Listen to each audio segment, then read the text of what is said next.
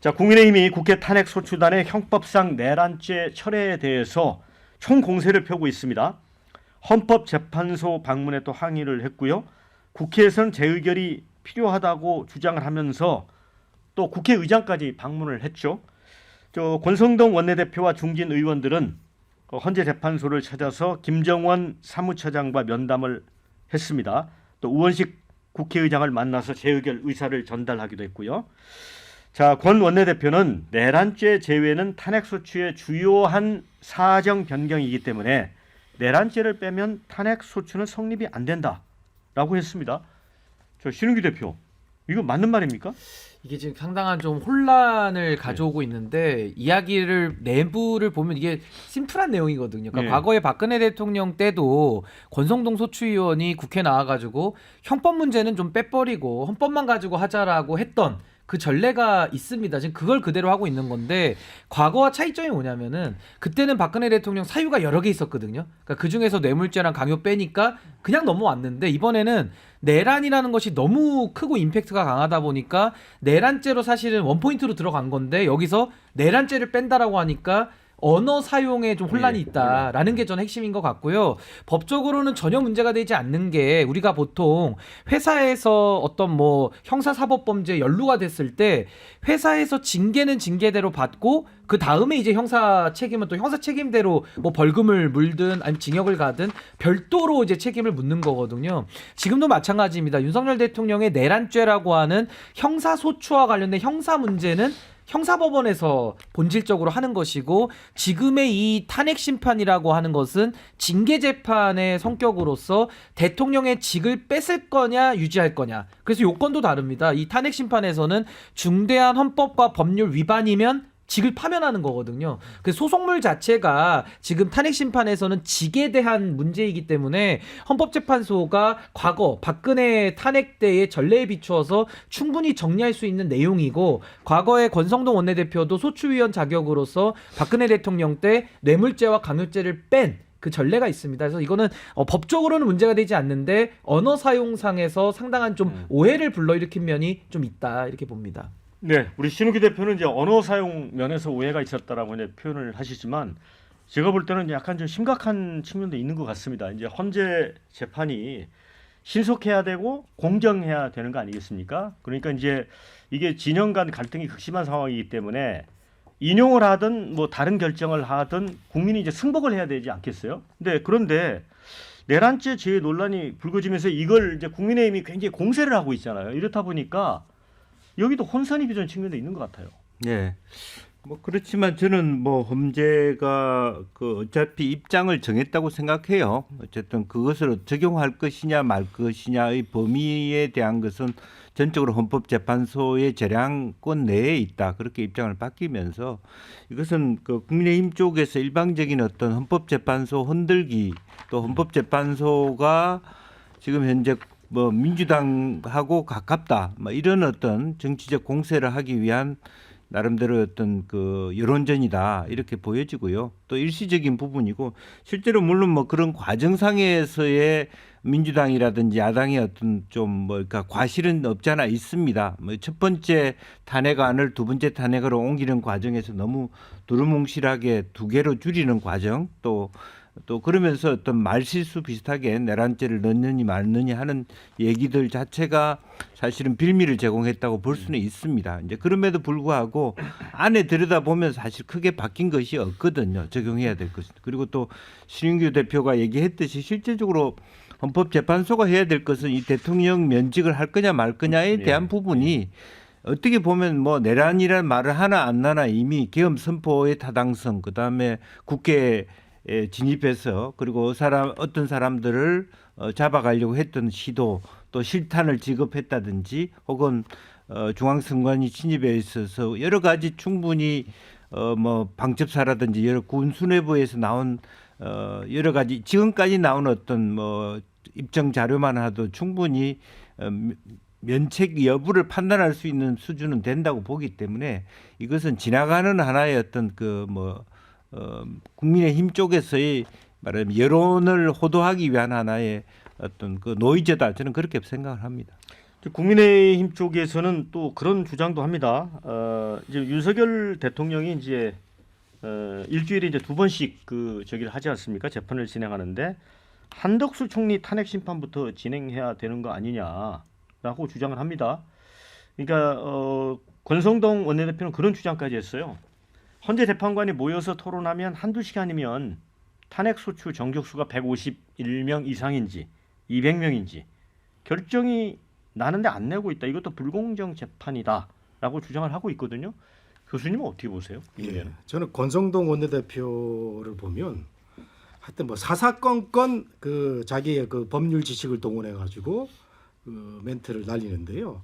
이게 정치인이 이러면 안 되죠. 네. 그 아무리 그 지금 위기에 놓여 있다고 하더라도 그 법률가로서의 최소한의 양식을 가지고 어떤 건 어떻고 어떤 건 이렇게 해야 되는데 물론 이제 그 원내대표다 보니까 전선의 최그 장수로서 나는 싸워야 된다면서 사사건적인 얘기를 하고 있는데 저는 그 굉장히 말이 안 되는 그런 상황이 있는데 문제는 그 박근혜 당시에 그 뇌물죄를 적용 안 한 거 아닙니까? 빨리 그 탄핵하기 위해서 그때 권성동 원내대표가 앞장을 섰는데 이런 내용도 민주당이 세세하게 국민들한테 홍보를 하지 못하고 쉽게 가려고 하다가 지금 그 역풍이 분 거 아닙니까? 안철수 의원까지 이거 말이 안 된다. 이재명 구하기냐. 뭐 이런 식으로 하고 있는데 제가 재미있는 것을 본 게 말이죠.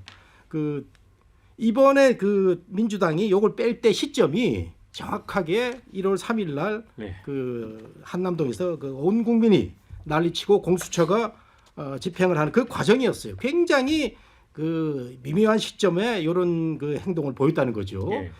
제 생각에나 아마 민주당이나 이렇게 헌재나 교감은 있는 것 같아요. 결론은 뭐 이렇게 뻔한 게 날 것 같은데 지금 박근혜 때하고 지금하고 다른 이유는 박근혜 때는 그 민주당 쪽에서 약점이 없었어요 전혀. 근데 지금은 윤석열이 군대를 동원해서 국회를 정말 국민들을 위협한 거는 정말 잘못된 일인데도 불구하고 반대편에 누가 있느냐? 이재명이 있는 거예요. 이재명이라는 그 치명적인 약점을 가진 사람이 있기 때문에 지금은 더 투명하고 공정하고 이렇게 해야 되는데 이 이재명이라는 존재 때문에 이렇게 그 뭐 권성동도 그랬는데 우리도 하자라고 하는 게 안 먹히는 거죠. 이게 근본적인 이유가 있는 것 같습니다. 네, 그래서 이제 헌법재판소가 이제 논란이 좀 됐잖아요. 그 홍준표 이제 대구시장 같은 경우는 뭔가 헌재 내부에 뭐 부역자가 있는 거 아니냐 그런 이제 표현까지 쓰고 했는데 헌법재판소는 분명히 어제 밝혔습니다. 내란죄 제외 논란과 관련해서 국회 측에 먼저 철회를 권유한 사실이 없다. 그런데 또 이제 반대로 이 얘기가 또 흘러나오기도 했었거든요. 이거는 어떻게 보세요? 일단 뭐 헌법재판소가 사실 철회해달라고 요청한 적이 없어요. 예. 그러니까 이거는 그 과정 속에서 정리해가는 과정에서 이제 나온 건데 말하자면 그 탄핵 심판의 범위에서 이 말하자면 내란죄는 범위에서 빠진 거죠.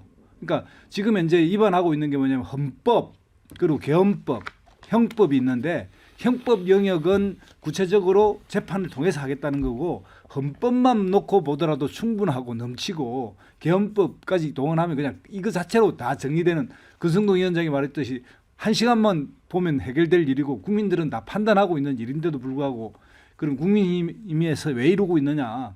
다들 시간 끌기를 하고 있으면서 뭔가 그 소음을 많이 그냥 와글와글 떠들어서 이 본질이 뭔지를 흐리게 하는 그 작전을 쓰고 있습니다. 그러면서 말하자면 헌재도 문제가 있고 공수처도 문제가 있고 그리고 이 국회에서 탄핵 의결도 문제가 있고 이런 식으로 해서 뭔가 그냥 이 초점을 흐리게 만드는 데 그 역할이고요. 국민의힘이 주장하듯이 내란죄를 빼면 얼마나 좋습니까? 헌재에서 이것이 잘못된 그 판결이라고 할 거고 그러니까 탄핵이라고 할 거고 그러면 윤석열 대통령이 복귀될 수 있는 그 길이 열렸는데 왜 이렇게 난리를 치고 있는지 웃기잖아요. 그러니까 내란죄를 뺐으면 막 박수 치고 잘 됐다고 해야 될 일인데 이걸 다시 이야기하는 것조차 보면 이게 모든 것이 헌법재판소에서 지금 윤석열 대통령의 변호인단이 뭐냐면 증거 자료도 안 내면서 시간 끌으면서 다음에 내겠다 그러면서 다음 회의 다음에 그 재판 기일이 오면 또 안 내고 그리고 아직 뭐 범위가 너무 넓어서 뭐 증거가 너무 많아서 그러면서 지금 계엄을 선포한 게 정당했는지조차도 제대로 이야기하지 않고 있고요. 포고령에 대한 문서도 제출하고 있지 않고요. 국무회의를 했는데 회의 자료를 내라 그러니까 우리는 모른다. 오히려 민주당에서 내라 그러니까 민주당은 회의 자료가 없었다고 하는데 어떻게 회의 자료가 없었다는 쪽에서 자료를 내겠느냐 이런 식으로 그야말로 자세히 들여다보면 그냥 한마디로 국민들 보면 너무 우스운 코미디가 벌어지고 있는 이 일입니다. 그래서 지금 현재 국민의힘과 윤석열 대통령은 시간을 끌고 소음을 일으켜서 이런 건의를 약화시켜서 이런 판결에 대한 흠집을 내려는 그 이상 아무것도 아니다 이렇게 생각이 듭니다. 저도 이거 하나만 더 네. 보태면요. 이게 얼마나 웃긴 거냐면은 국민의힘 입장에서는 대통령의 탄핵을 지금 반대하는 거 아닙니까? 그렇죠. 그러면은 소추 사유 중에 하나 두 개가 더 빠지면은 본인들은 방어하기 더 쉬워서 훨씬 좋은 거예요. 근데 지금 국민의힘이 왜 내란죄 안 넣어준다고 저렇게 난리를 치느냐? 본인들도 내란인 건 거의 인정하는 것 같아요. 근데 내란이라는 것이 형사적으로 확정이 되려면요 3년 걸립니다. 예. 거기다 윤석열 대통령 지금 체포도 다 거부하고 있잖아요. 예. 그러니까 인계철선으로 윤석열 대통령의 잘못된 또 하나의 내란 행위에 덧입어서 오히려 수사를 지연시키고 그게 헌법재판까지 지연시키겠다는 건데 제가 비판하고 싶은 건 뭐냐. 권성동 원내대표 말 바꾸는 건 뭐 하루 이틀 일이 아니니까 그렇다고 치고 홍준표 시장 같은 분도 법률가 출신이고 이분이 이 법리 기본적인 걸 모르겠습니까? 대학교 1학년이면 배우는 이 기초 법리를 모르지 않거든요. 근데 홍준표 시장도 본인의 정치적 이익을 위해 가지고 아무 말이나 지금 다 하고 있는 그러면서 어떻게 해서라도 절차만 지연시키면 본인들이 정치 쟁점화해서 이건 뒤집어 볼 수 있다라는 아주 가소로운 생각들을 하고 있기 때문에 저는 국민들이 분노한다. 저렇게 봅니다. 네, 자 댓글에 내란죄 빼자는 건 누구 아이디어였나 심히 궁금하다. 헌재는 안 했다는데 이런 의견 주셨고요. 국민 목소리 들어라. 한치 흔들림 없이 앞으로 나가야 한다. 권성동은 박근혜한테 잘못했다. 얼렁 사죄해라. 이거 지난번에 탄핵 소추하면서 그때도 이제 그 내용을 뺐죠. 그런 의견 같고요. 이제 반면에 탄핵 소추 사유 변경이나 철회는 무효이므로 헌재는 각하해야 한다. 이런 주장도 있습니다. 깔끔하게 국회에서 다시 재표결하면 된다. 이런 의견도 있고요. 국민의힘은 조기 대선이 그렇게 겁나는 거냐 이런 의견도 주셨습니다.